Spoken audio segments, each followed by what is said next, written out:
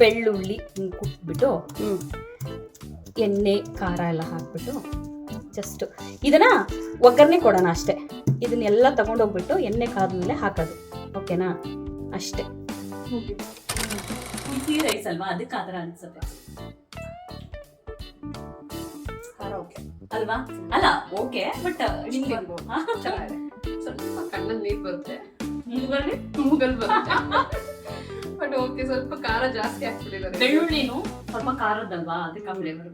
But ಚೆನ್ನಾಗಿದೆ, taste ಮಾಡಿ. ಚೆನ್ನಾಗಿದೆ, ಟ್ರೈ ಮಾಡಿ. ಖಾರ ನೋಡ್ಕೊಂಡು ಹಾಕಿ, ಎಂಜಾಯ್ ಮಾಡಿ.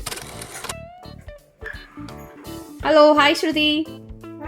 ಇವತ್ತು ಶ್ರುತೀಸ್ ಕಿಚನ್ ಅಲ್ಲಿ ಇದ್ದೀನಿ. ಶ್ರುತಿ, ಈಗ ನಮ್ಗೆ ಹೊಟ್ಟೆ ಹಸ್ಬಿಟ್ಟಿದೆ. ಎಸ್, ಅದಕ್ಕೆ ಬೆಳ್ಳುಳ್ಳಿ ಕಬಾಬ್ ಕೇಳಿದೀರಾ? ಇದು ಬೆಳ್ಳುಳ್ಳಿ ರೈಸ್ ಅಂದ್ರೆ ಗಾರ್ಲಿಕ್ ರೈಸ್. ಅಂದ್ರೆ ಅದಕ್ಕೆ ಬೇಕಾಗಿರೋ ಐಟಮ್ಸ್ ಬೆಳ್ಳುಳ್ಳಿ, ಸ್ವಲ್ಪ ಕೊತ್ತಂಬರಿ ಸೊಪ್ಪು, ಕರಿಬೇವು.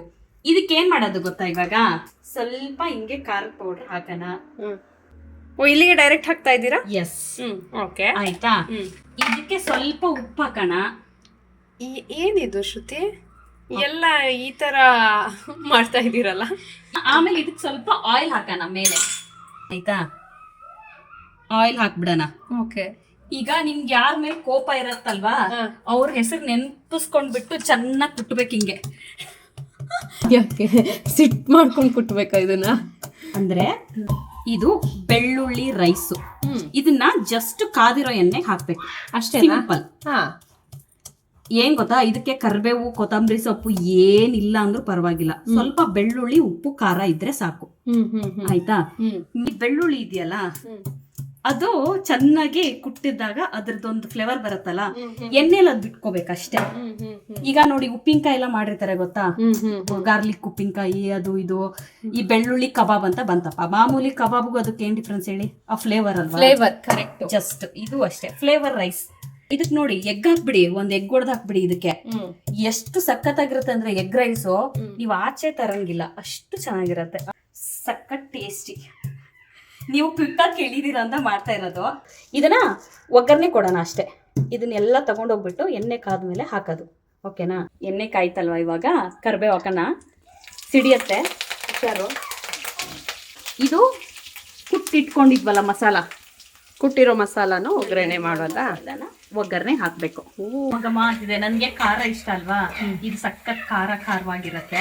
ಉಪ್ಪು ನೋಡ್ಕೊಂಡು ಹಾಕೋಣ. ಇದು ಇಲ್ಲಿ ಕ್ಲೋಸ್. ಆಯ್ತಾ? ಆಯ್ತು, ಇದು ರೈಸ್ ಅಷ್ಟೇ.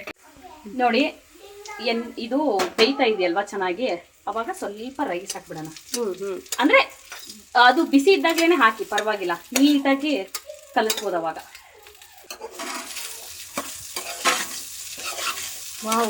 ವಾ ವೈರಲ್ ರೆಸಿಪಿ ಗಾರ್ಲಿಕ್ ರೈಸ್. ಈ ಟೈಮಲ್ಲಿ ಸ್ವಲ್ಪ ಉಪ್ಪು ಖಾರ ನೋಡ್ಕೊಂಡ್ಬಿಟ್ಟು ಹಾಕ್ಬೋದು.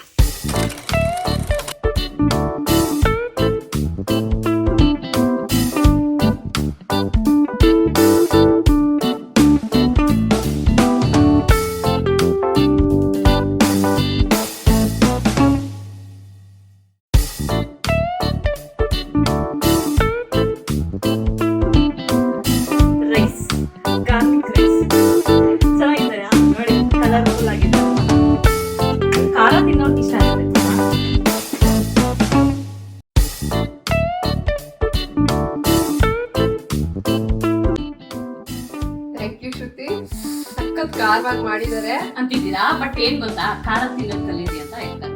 ಸ್ವಲ್ಪ ಅಭ್ಯಾಸ ಬಾಯ್. ಸಡನ್ ಆಗಿ ಬಂದ್ರಿ, ಅದಕ್ಕೆ ಸಡನ್ ಆಗಿ ಇದ್ ಮಾಡ್ಕೊಟ್ಟಿದ್ದು. Thank you.